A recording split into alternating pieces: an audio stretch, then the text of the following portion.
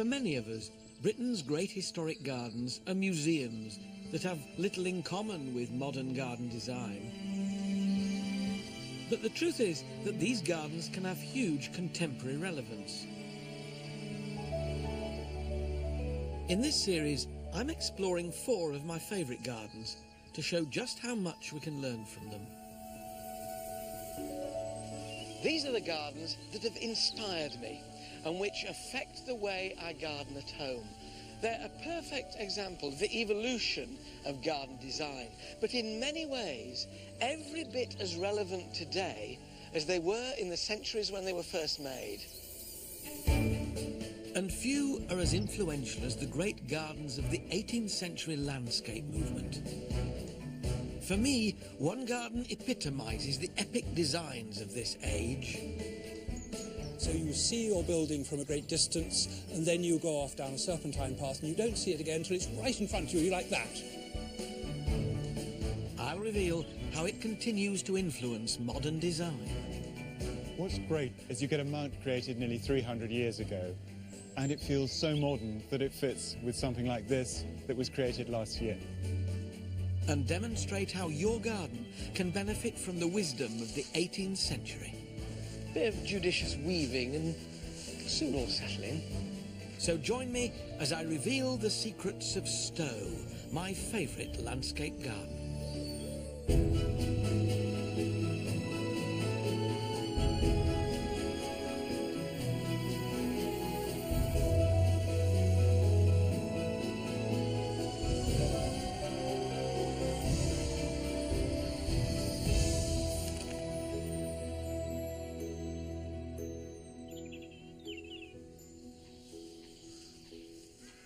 These days, we think of our gardens as a blank canvas that we can redesign at will. But we wouldn't even think that way if it were not for a group of mavericks in the 18th century who changed the way we view our gardens forever.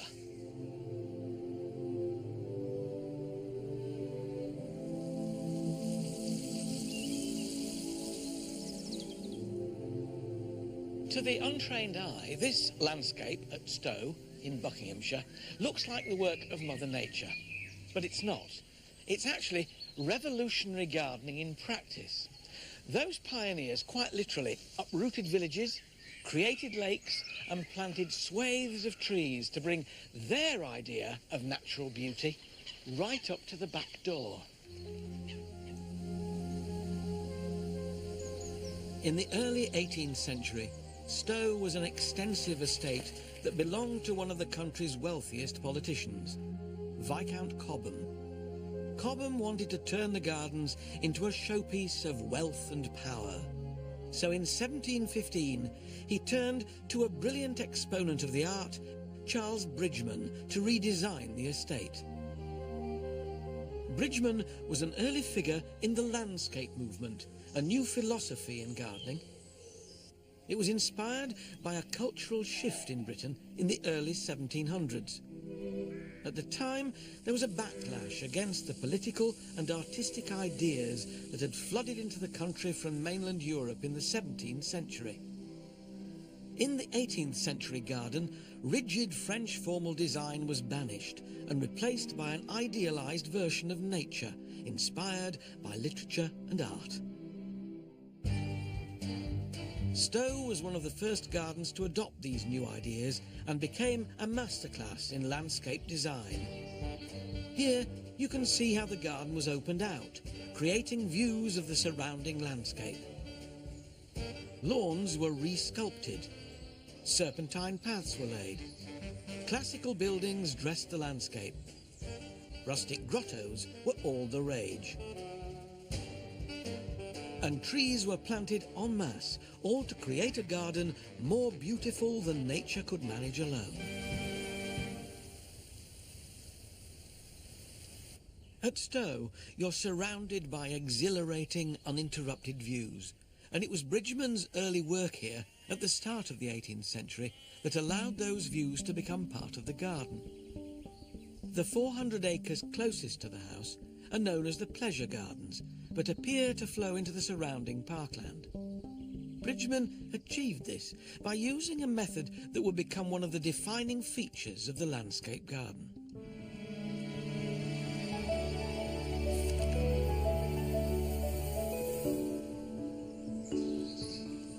Before Bridgman, Stowe had been a classic Baroque garden like this one at Hatfield, where the focus of the design was its rigid parterres and straight tree-lined avenues. But Bridgman wanted to free the garden from these constraints and connect it with the wider landscape, so he began to sweep away the existing elements. The next stage was to remove the formal barriers that surrounded the house, the hedges and walls that restricted the view. He replaced them with this, a large ditch, which not only kept the animals out, but brought the landscape in, quite literally borrowing the view.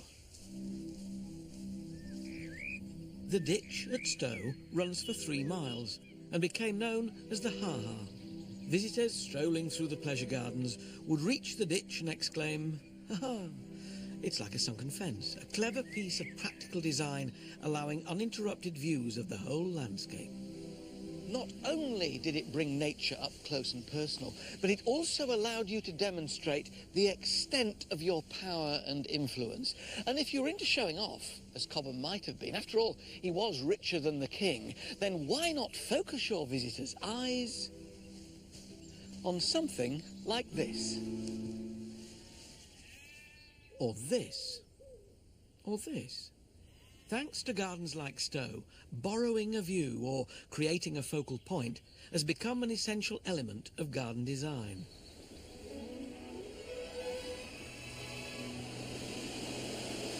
Today's designers regularly use this technique to enhance their gardens.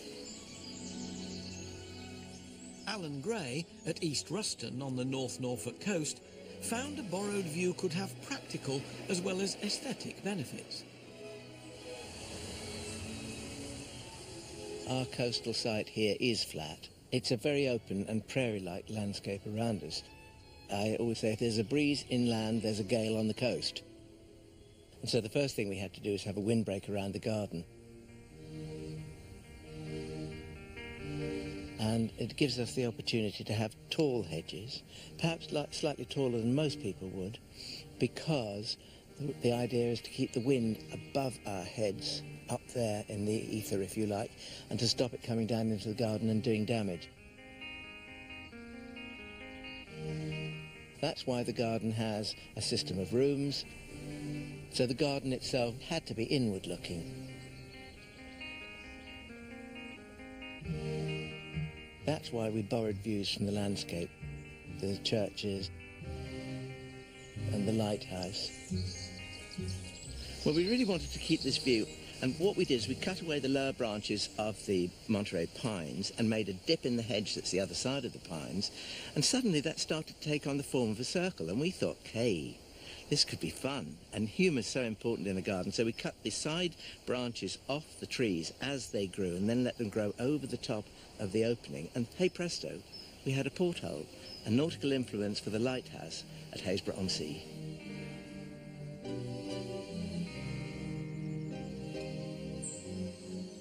Having tied them and leave them there for a year, they will stay there.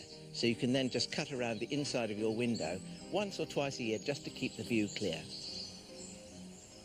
By framing a vista through a window in a hedge or a wall, it actually fools the eye. It changes the perspective so that it appears to be nearer to you than perhaps it really is. And it makes it much more important.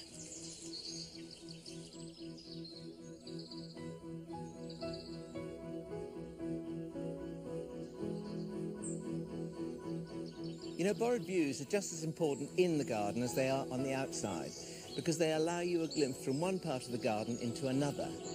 A gap in the hedge gives you an element of surprise. You can cut a window in almost any kind of hedge. The reason I chose beech, I love it for its bright spring greenness. I love it for the fact that it has warm russet tones throughout the winter, which look wonderful when they're lit by the low winter sun. But most of all, I love it because it's easy maintenance. It needs cutting, but once a year.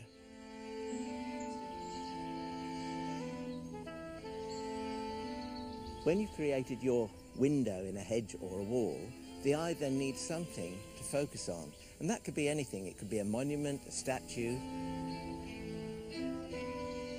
Here we have an 18th century copy of a statue of a gardener. He cost me the huge sum of £30. He's made of cement, but I've painted him with a solution that makes him look as if he's made of terracotta. 2 years later, when he's grown lichens and algae on him, and he's got a spider's nest under his chin, he could have been there for 300 years.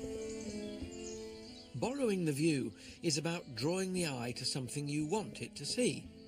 But it can also help you draw attention away from something you don't.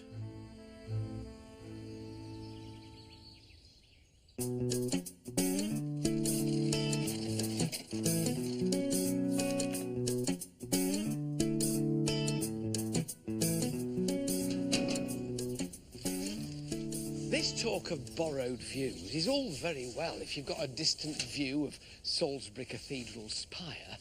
But what if the end of your garden looks like this? Compost bin, for goodness sake, put that lid on straight. Bags of leaf mould, logs, I mean, there's no view you can borrow here, is there? Ah, but you can cheat a bit. A couple of posts is all you need, and a few batons. Rather than waiting for a hedge to grow, a trellis screen gives instant results. This one measures 10 feet across. It's just like putting up a fence panel. When you know the height of your focal point, frame it, using battens front and back for stability.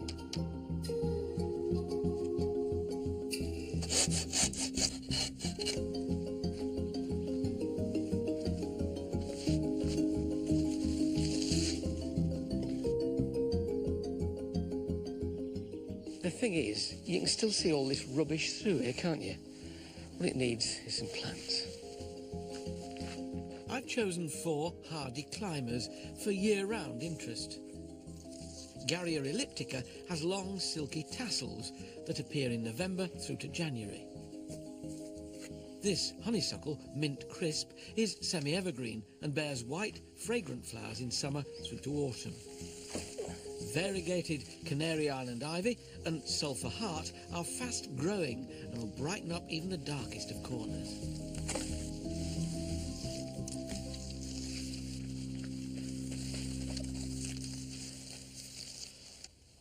Bit of judicious weaving and it'll soon all settle in.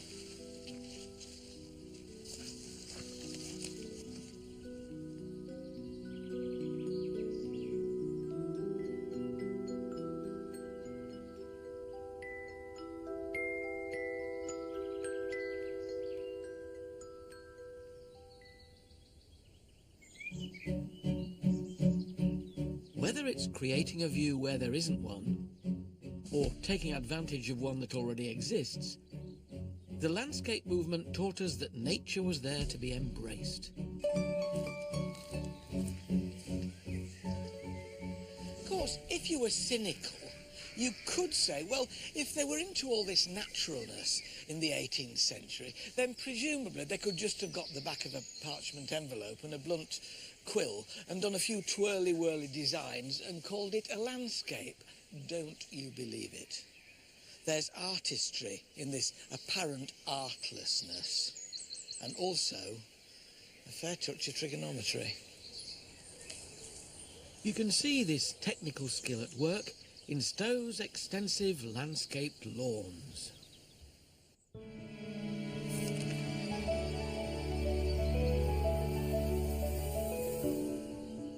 In the pleasure gardens are hundreds of acres of undulating grassland. These may look like natural contours within the landscape, but they've actually been carefully mapped out and sculpted. To build them, vast areas of earth were shifted and anything that got in the way was removed. This area was once a small village with a pond and a vicarage. They demolished it, creating this lake and landscaping the spoils into grassy banks.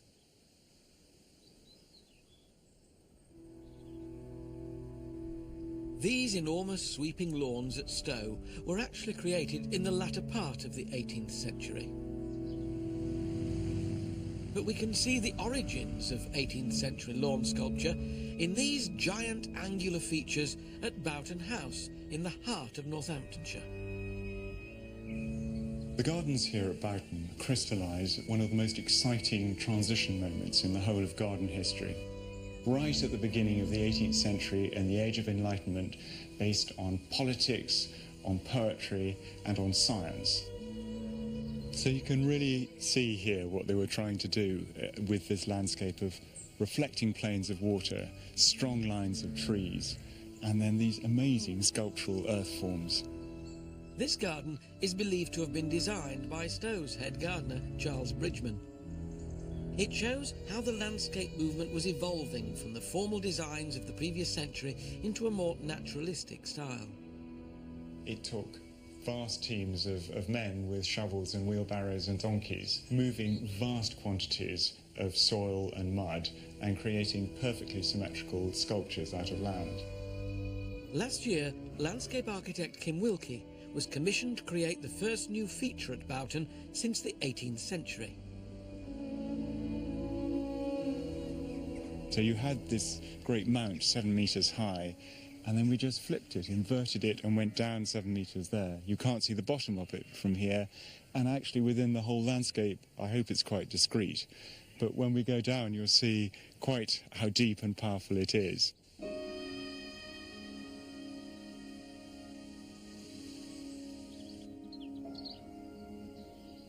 We worked out the mathematics and the proportions and the gradients very carefully on the computer.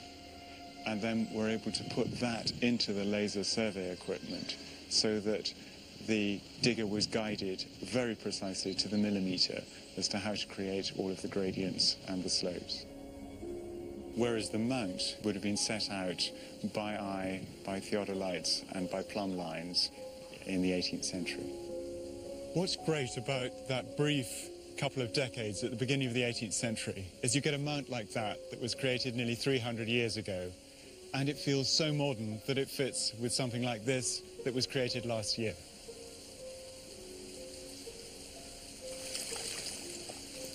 This water is pure spring water that's risen from a source, a spring up by the lily pond, come down through the curving channel from the cube there, and then down into this pool, and then returns to the river afterwards.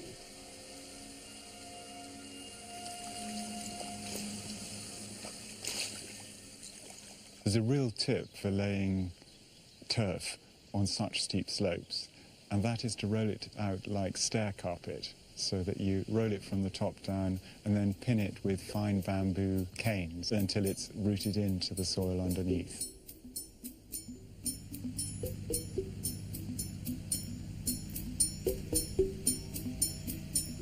It's a very tricky job to maintain and mow this landscape. It takes probably up to 2 days in the height of season. I should imagine in the 18th century that they would have used scythes to mow the grass here. I can't imagine they would achieve such a fine finish as what we do here today at Boughton.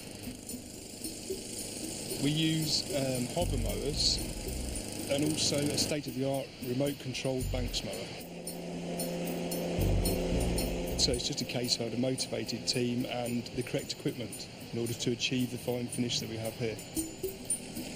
Every day of the week is spent mowing somewhere on the estate. But once it's complete, I think it just looks spectacular. One of the best things about being in Northern Europe is that you get low light, so that the slightest shadow in the evening or in frost makes something look dramatically sculptural. Working with soil and mud and then sculpting it into a fine shape and clothing it with grass is a really sensuous way of sculpting the land. A lawn sculpture of whatever size can be a dramatic addition to any garden, but you don't need a landscape like Stowe or Boughton to create one.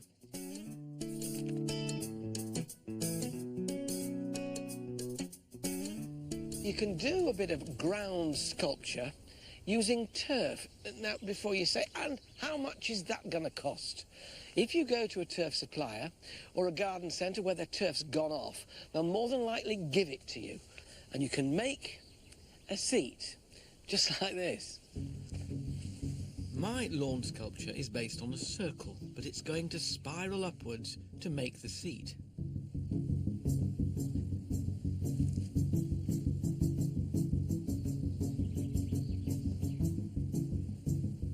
Now that I've got my first 2 or 3 layers down, the base, I need now to start my spiral. Coming in from the edge.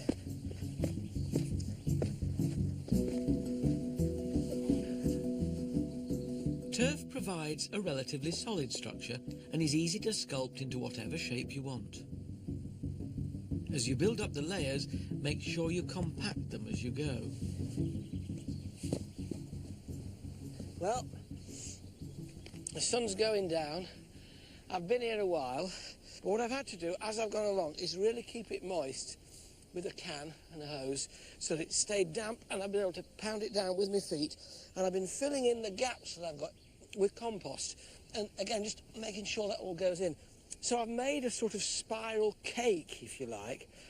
I love a little place for grandchildren to walk all the way around up to the top of there, or what will be, for grown-ups, somewhere very nice to sit, which has now got to be covered not with this old turf out of which I've built it, but with new stuff.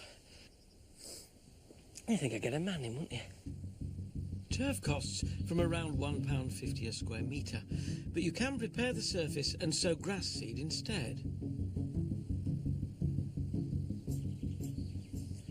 Now, you can use ordinary turf if you want, but this is one which is quite slow growing, and that means you don't have to cut it quite so much. What you do need is a bread knife, just to help you make some little pleats.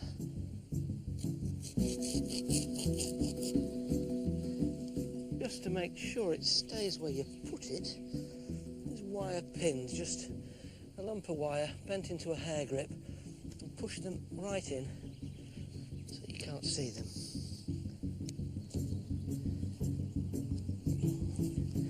If you start at the top and then work your way down, you don't have to walk on what you've done.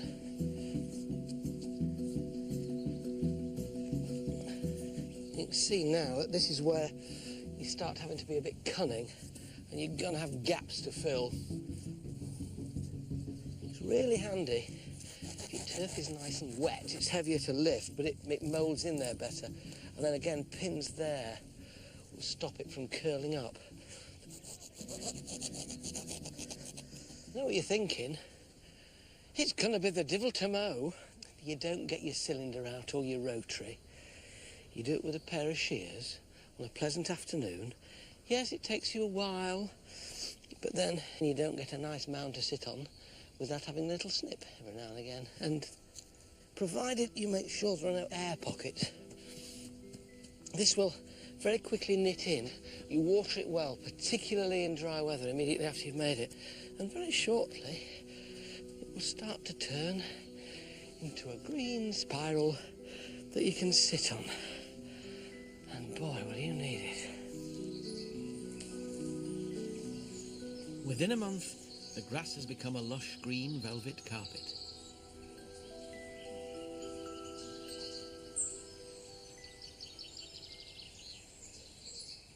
Thanks to Cobham, Stowe was evolving from a 17th century Baroque garden into a grand landscape park. Soon, the garden began to attract influential guests, including nobility and political leaders. It became so popular, it ended up in print. Stowe wasn't just pioneering in terms of landscape, it also produced the first garden guide. This is one of my most treasured books, published in 1769. The first one came out 20 years earlier. It includes a lovely folding map of the gardens, and it's packed with engravings and descriptions of the temples. Where Stowe led, others followed, and our yellow book now has 4,000 gardens in it that you can visit. The guide enabled Cobham's esteemed guests to navigate their way round the extensive estate. But they were helped by another revolutionary technique that was introduced by Bridgman's successor, William Kent. Kent created a device that would draw their eye to Stow's epic views as they strolled the grounds.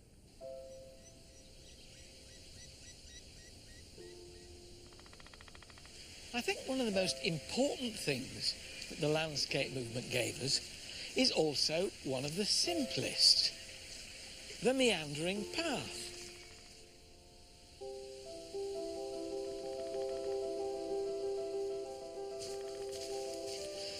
Without it, we would never have had the surprise of an unexpected view around a corner. These curvy paths changed the look of early landscape gardens. Historian Richard Wheeler explains how they came about. So, Richard, are we saying then that when the landscape movement came in, they rearranged all these straight lines and avenues and vistas into just meandering paths quite randomly? I think the answer to that is perish the thought. No, it was not random at all. It was very, very highly considered. So all the avenues around the edge of the garden all remained with their views out into the landscape. But in addition to those, they then had their serpentines going alongside them. So that's what all these wiggly lines are over the formal ones. They overlaid their informality on the existing formality just to diffuse it, really. I think that happened a huge amount at Stow. So you see your building from a great distance, and then you go off down a serpentine path, and you don't see it again until it's right in front of you like that. They actually made walking in the landscape then much more interesting. Absolutely, entirely. Entirely. There isn't anything more boring than walking along a straight road. William Kent had trained as an artist in Italy, and his garden designs would be heavily influenced by the classical buildings and the landscape he saw there. At Stow, he built 10 architectural follies and placed them along the path at opportune points. These are the Elysian Fields, designed by William Kent, where heroes chosen for immortality by the gods would reside. And this is the Temple of Ancient Virtue. That'd fit in quite well here. These were lofty intellectual statements. Today, we call it intellectual snobbery, where your knowledge of the classics and your ability to discuss the important theories of the day put you and your garden into a different league. Designers like Kent began to dress the landscape with heavy symbolism. Classical temples, ruins, and statues. Kent used the meandering path to take you on a journey of discovery to each one of them. Alongside the path, he planted shrubberies and trees to enhance the experience. Coaxing you through dappled shade, where the sunlight glints on the glossy leaves of laurel, carefully clipped to eye level so that it offers you tantalizing glimpses of journey's end. But Kent's buildings weren't just placed for aesthetic reasons. With politicians, aristocracy and artists in the grounds, they were a refuge for discussing wars and rebellions, as well as a place for social gatherings. Did they have fun here as well as just being Absolutely. I mean, here at the Temple of Friendship, this was where Cobham's political cronies met, and we know that there was a wine cellar and probably a kitchen too. So they were in here drinking and eating and probably wenching too. Oh, so they weren't averse to a bit of hanky-panky? Absolutely not, no. Not even the vicar of Stow, who famously chased a maiden to a secluded garden building where the maid was made no more. In relative terms, these buildings must have cost an absolute fortune. Yes, but they had enormous amounts of money. And they thought it was worth spending it on this show of wealth and power. Was it something that the lower classes thought was a complete waste of time? What was their attitude to all this extravagance? It's hard to know, but every now and again they were invited into the gardens, particularly here at Stowe, and there were huge parties where there were thousands of people in the gardens, and they were treated to free food, and they got to see the fireworks and listen to the music and have a jolly good time and go home after midnight. But there was also a degree of making sure all the locals voted for you, those that were eligible to vote as well, so there was a bit of power as well. At Stowe, as the century progressed, the concept of an idealised landscape evolved beyond the designs of Bridgeman and Kent. The designers wanted parts of the garden to look even more rustic. The existing buildings here looked out of place, so they invented a way to blend them into their surroundings.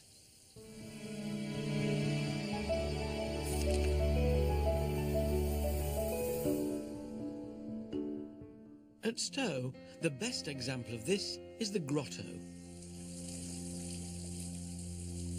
It was originally built in 1730 as an elaborate Italianate banqueting house. But 50 years later, as its surroundings were being deliberately overgrown, it was partially buried and covered with rough stone. It had been instantly aged into a dark and cosy nook. You know, Kate, everybody worries about that shady corner down the bottom of the garden where nothing will grow. The answer is a grotto. Yep, every garden should have one. It's decorated with these enormous rustic chunks of tufa, limestone rock, you know, this limestone deposit which creates this light rock which we now plant alpines in, hollow them out. But here the whole thing's covered in it. It's to make it look much more cave-like. The building started off a bit more classical, and you can just see little bits of that kind of grinning through. But this is, the idea is it's dark and it's cave-like, and all the planting here would have been very dark and shady. So it's quite a private place as well as a public place when they had the big parties. So they changed the look of it over the years then. It started with these little tiny pebbles, as we can see on the floor, and then it suddenly got much more chunky, much more rugged and wild. Yeah, exactly. So what was it for? Well, they used it a lot for parties. They had lights in all the trees and lights on the lake and musicians stationed on boats on the lake. And then the best place for the best guests was in here where they'd all be eating syllabub. Oh, very nice. Would you care to join me for a syllabub? I would, absolutely. Come and get Blotto in the grotto. Aging buildings like the grotto was an elaborate form of set dressing, using design to give the appearance of nature reclaiming the landscape. And there are simple ways you can apply this to a corner of your own garden.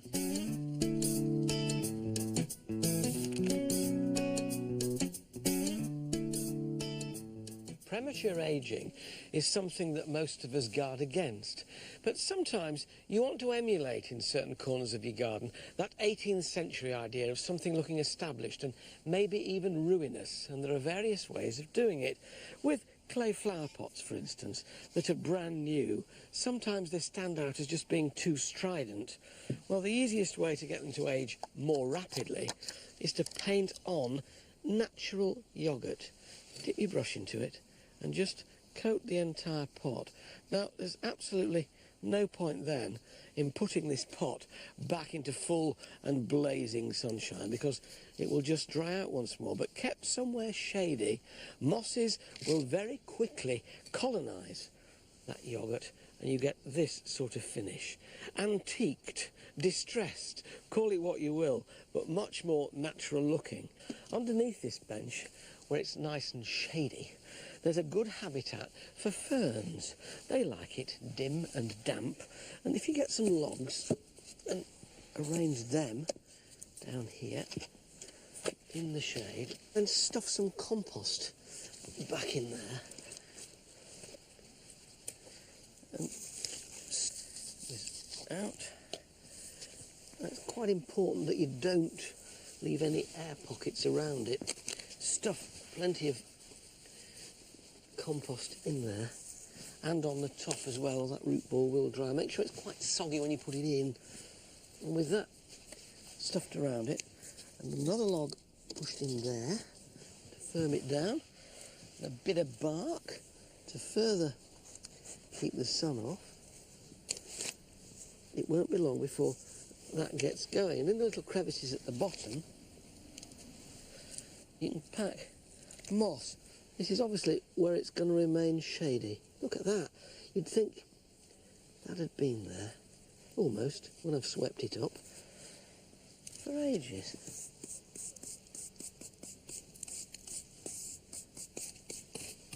In the sunny crevices in the paving, you need something which can cope with baking heat rather than damp shade. And here you can use things like house leeks and times. What you need to do is to scrape out the mortar or the earth between the paving slabs and replace it with a bit of potting compost that gives them not very much but something to root into. Just gently feed it down there with your fingers, and then you can set about breaking up these pots. Don't worry that you're going to destroy them. They're quite resilient little things. These rosettes will come off with a bit of root at the bottom, with just a bit more compost in there. You can push them into it, and then with your fingers, quite fiddly, firm it around it. You're actually, I suppose, to be absolutely honest, set dressing. You know, you're creating a bit of garden theatre. And with a bit more set dressing, a corner like this will suddenly look as though it's been there forever.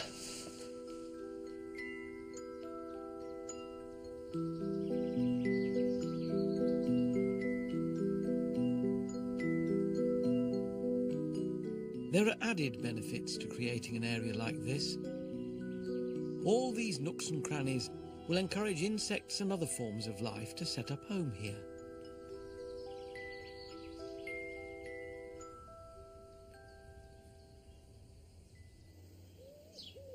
At Stowe, as you feast your eyes on these verdant, epic views, you can't help feeling there's something missing. Here at Stowe, you won't see thousands of flowers vying for your attention. But sometimes as a gardener, it's nice not to be bombarded by colour, but to seek solace in gentle greens. But, contrary to popular opinion, the 18th century landscape garden did have flowers, quite bright ones. Because of the scale of landscape gardens, flower borders were assigned to areas that were used for entertaining in the summer months. Historically, their role in the grand landscape garden has been overlooked.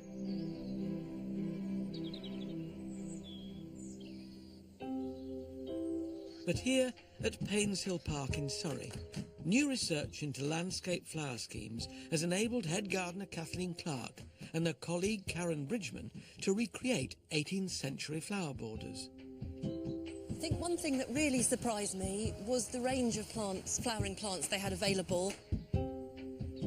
And also, I'd always assumed they'd have gone for the very basic kinds of things, but they weren't. In the 18th century, they wanted stripes, they wanted double flowers, they wanted variegation, they wanted flowers that looked rude. And it all ties in with what I suppose we think of as the 18th century sense of humour and character. If you look at some of the ways they painted their houses and the kind of garish colours, we'd think it was just dreadful now, really bad taste. But they loved it, which is why, you know, these beds don't have a colour scheme. Because just as much colour as you could get, really. Got it. Well done. Yeah, OK. Can I let go? Done. Yeah, great. Oh, that looks better. Oh, thank goodness.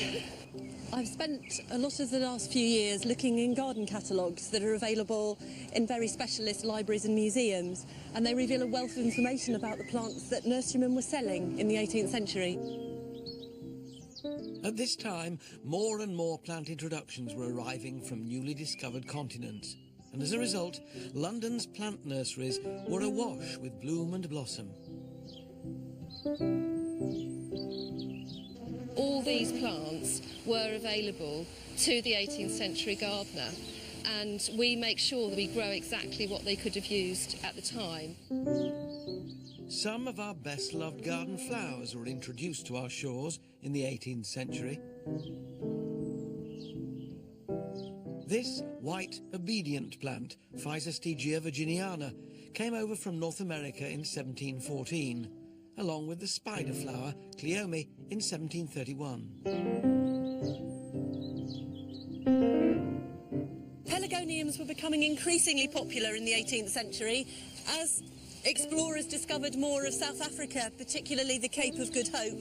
More and more different kinds of pelargoniums were coming back.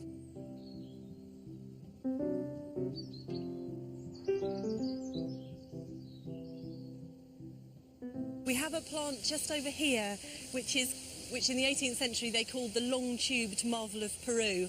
And you can see by the length of the flowers just how weird and wacky it is. We suspect they particularly liked it in the 18th century because it looks just a little bit rude, and they did like that kind of thing very much. But it also has a very, very sweet scent. It's very strongly perfumed, and it's just great fun. But I've been trying to grow that from seed successfully since 2004, and the first few batches I tried never germinated. So this year it's so exciting because here it is, it's going to flower, and I'm going to smell the same scent that probably 18th century gardeners could have enjoyed as well.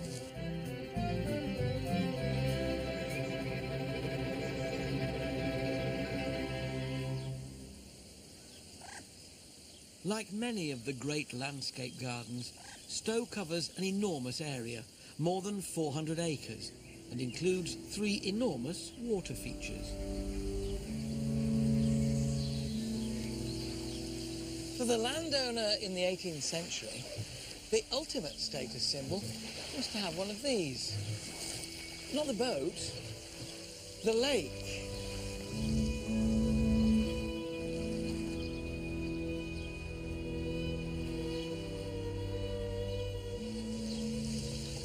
Not only did it reflect the sky, it also reflected the wealth of the owner, and they weren't cheap to make. This one at Stowe took 20 men with shovels a year and a half to excavate, and then they diverted the stream into it to create an 11-acre lake.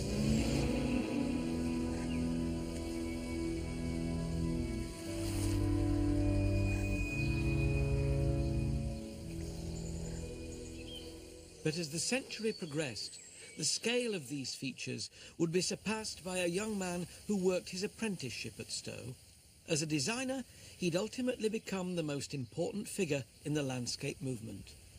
One of Stowe's best-kept secrets is that young Lancelot Brown cut his teeth right here, working as head gardener. These are Stowe's Grecian Fields, 60 acres of land in which a 25-year-old Brown wanted to create a lake, but he couldn't get enough water to fill it. Brown was renowned for assessing the capabilities of a site. So would this view have looked more breathtaking with water? We'll never know. Lancelot Capability Brown was experimenting with giant ideas, and they would make him hugely popular. After Stowe, he went on to reshape the nation's landscape from Northumberland to Devon. He pushed the idea of improving on nature, but unlike Bridgman and Kent, his designs were almost invisible, and one of the ways he achieved this was in his use of trees.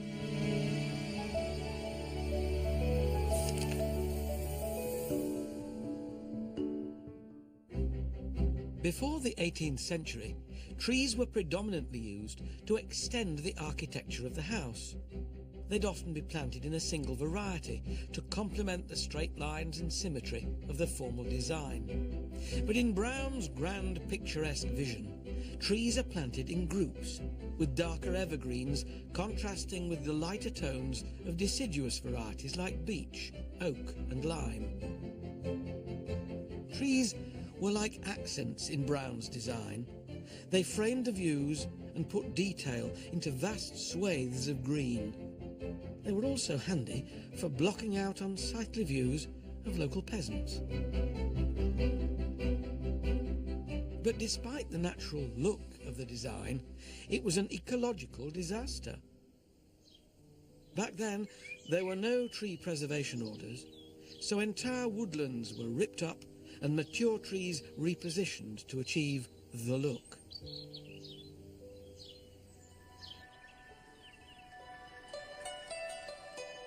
Instead of creating an idealised view of nature, at Rywater Nursery in Dorset, they're designing with trees in a way that actively encourages it.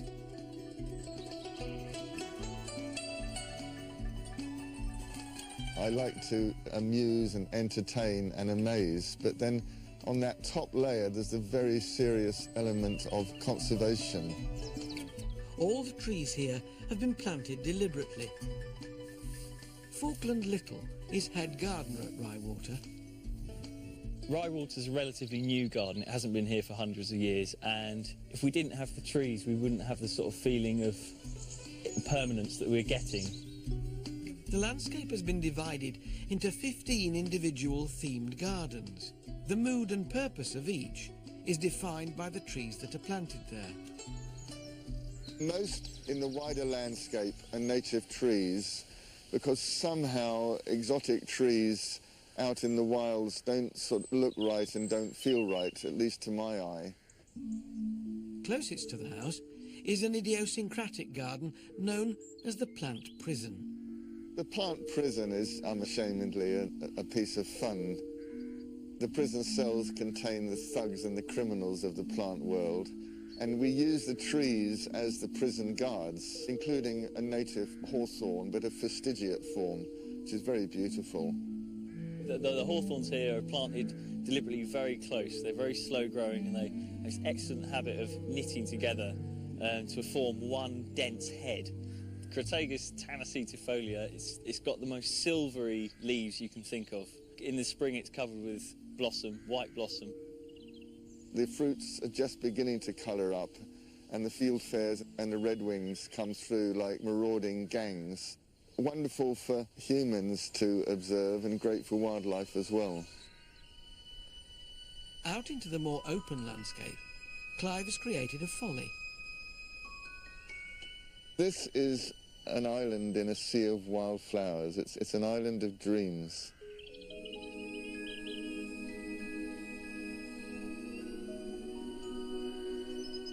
We have a circle of fastigiate Scots pines, a native tree, very rarely planted. Scots pine is bomb-proof, very hardy, and maybe one day the pine hawk moth will come in and lay eggs on them.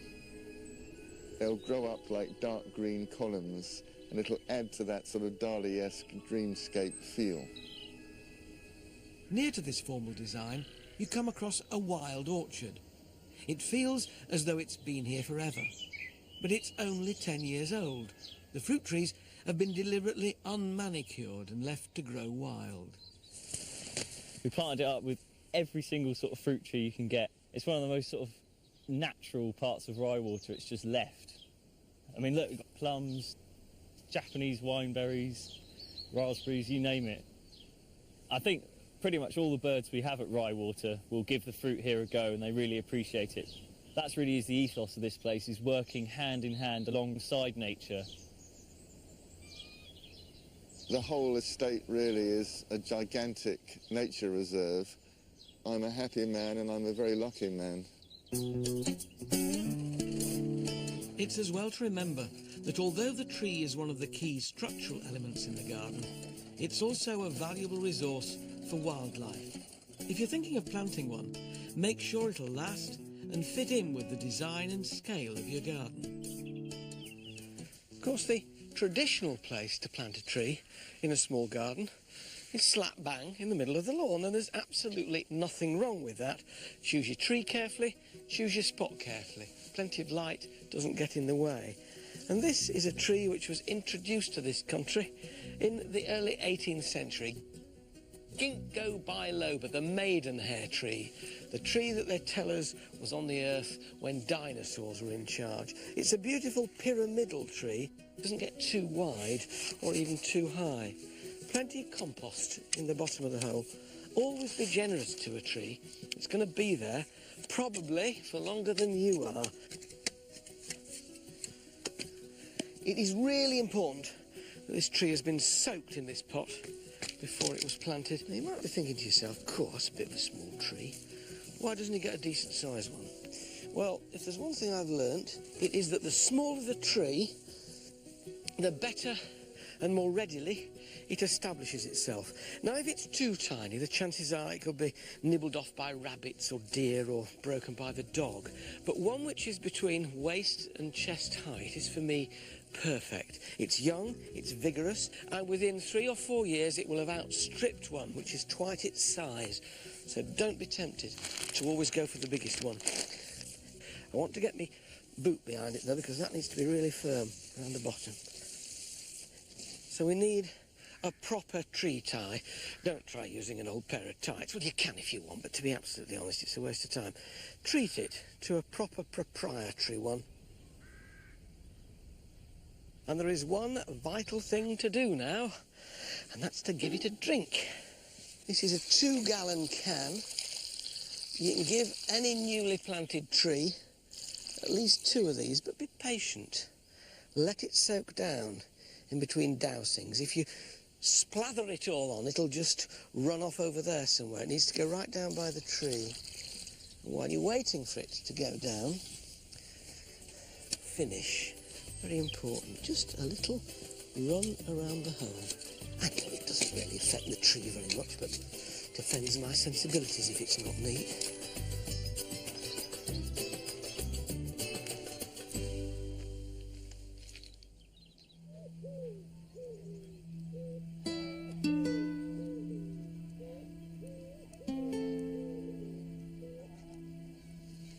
Ever since I first set eyes on Stowe, I've been astonished not just by the beauty of the place, but also by the fact that the principles and ideas in use here can be applied to gardens of any size.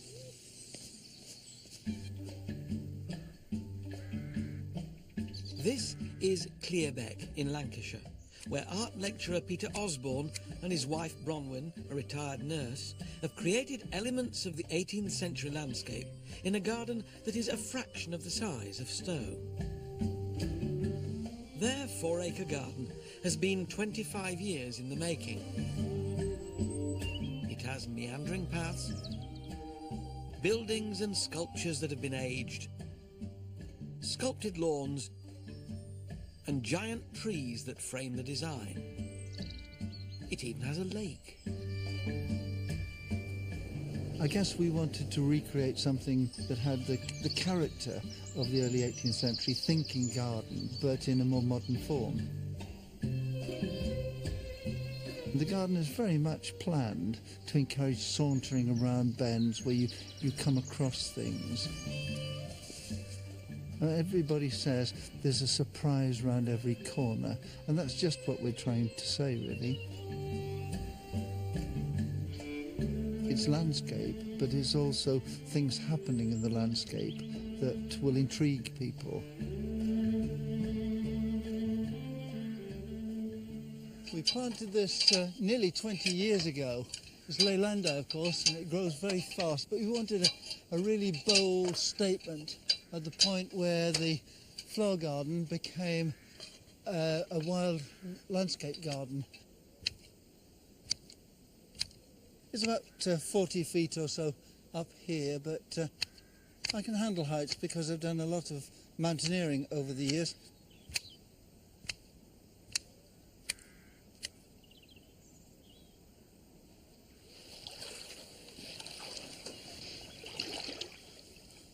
I'm pulling out these very pretty water lilies from the lake because they cause the most terrible silting up when they eventually decay.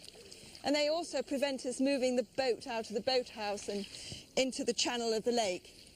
So several times in the summer we try to get them under control.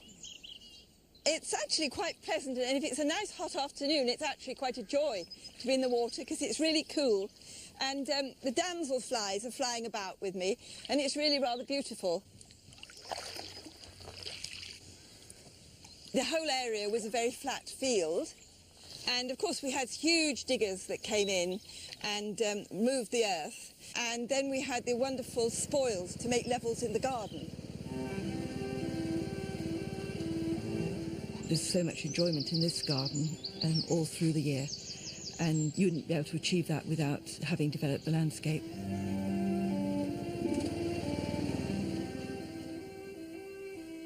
The pyramid was the first structure that we made in the garden. I needed something really sculptural in the middle of lots of greenery, and the shape of the pyramid was just the very thing. As you approach the pyramid, you go past black plants. And then as you come through to the other side into life, you come to a sequence of gold and white.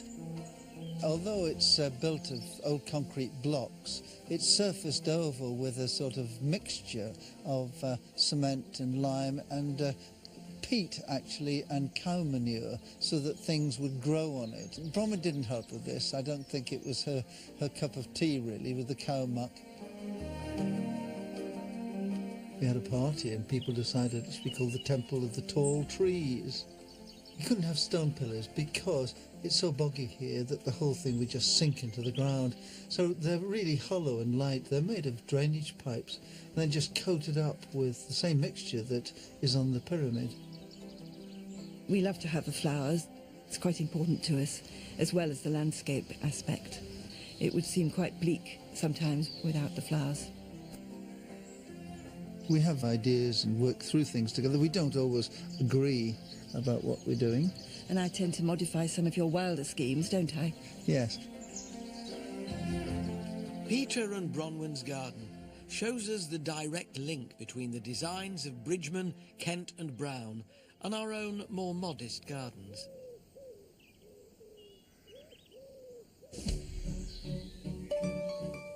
But towards the end of the 18th century, the future of the landscape movement was far from certain. Yes, just like today, nothing stands still. You just get used to a look, and then the fashion changes. Columns are in, columns are out. Decking's in, decking's out.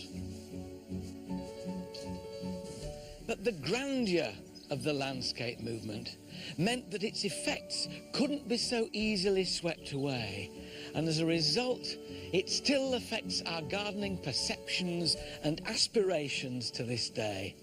I'm so glad. Next time, naturalism bites the dust as the landscape movement makes way for 19th century showmanship. I'll reveal a garden full of surprises that typifies the brash and bold designs of the Victorians.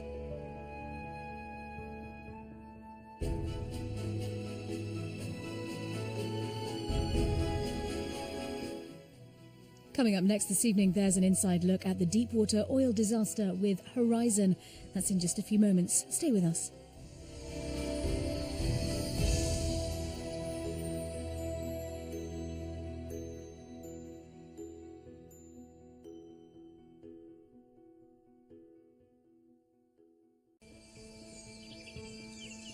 For many of us, Britain's great historic gardens are museums that have little in common with modern garden design.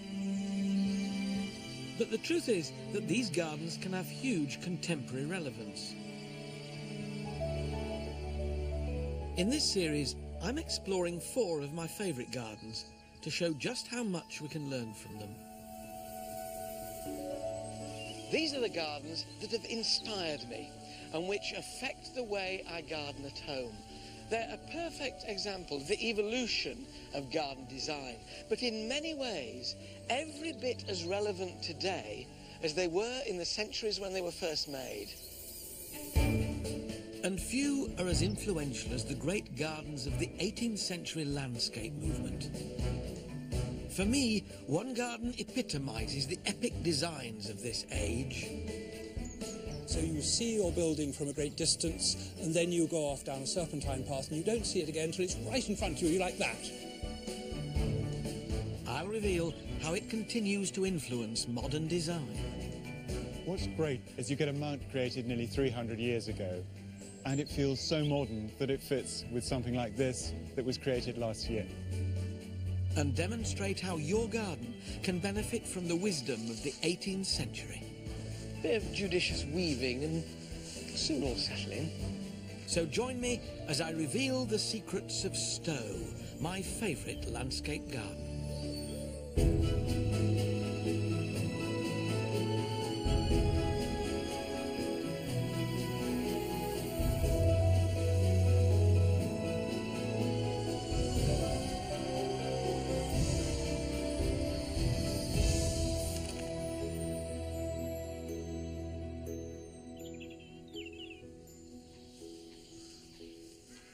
These days, we think of our gardens as a blank canvas that we can redesign at will. But we wouldn't even think that way if it were not for a group of mavericks in the 18th century who changed the way we view our gardens forever.